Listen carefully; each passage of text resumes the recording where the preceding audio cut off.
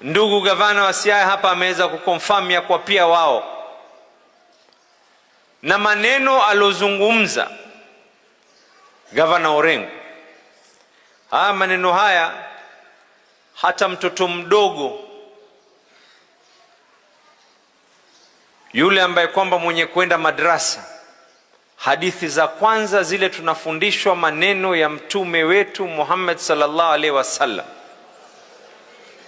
Ukitaka kujua sifa za mnafiki ni ngapi? Kwanza, akipeana ahadi.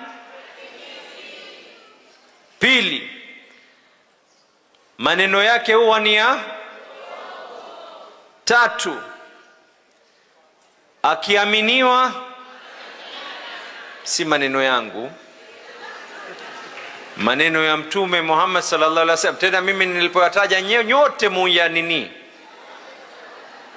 Alama za mnafiki ni 3. Hayo matatu. Mambo ni mangapi? Kama ni mbaya ni mbaya, my friend.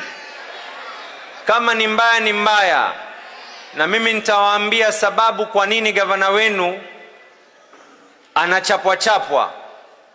Mimi msimamo wangu naendelea kuwa na msimamo ule ule. Si banduki. Bandari iweze kuwafaa watu wa Mombasa, ikiwachoma chomekeni. Hamna hivi wala hivi, my friend. Kama itakuwa ni kutimiza sifa zenu 3, ndio mutaona ya kwa mutamfanya gavana Abdulswamad alewelewe.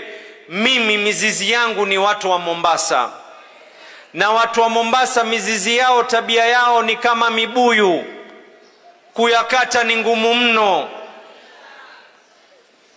Kuyakata ni ngumu mno.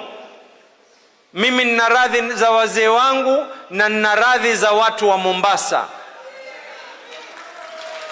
Kwa hivyo tukaneni, toeni kucha zenu, onesheni zile ambazo kwamba ni dalili na mithili yenu, lakini hatuteteleki, tutaendelea, hatukusimama hapa tena. Wale wenye kunipinga sasa walinipinga tangu nikiwa katika bunge nilipokuwa natetea masala ya bandari. Tutaendelea kuzungumza, likiwachoma chomekeni.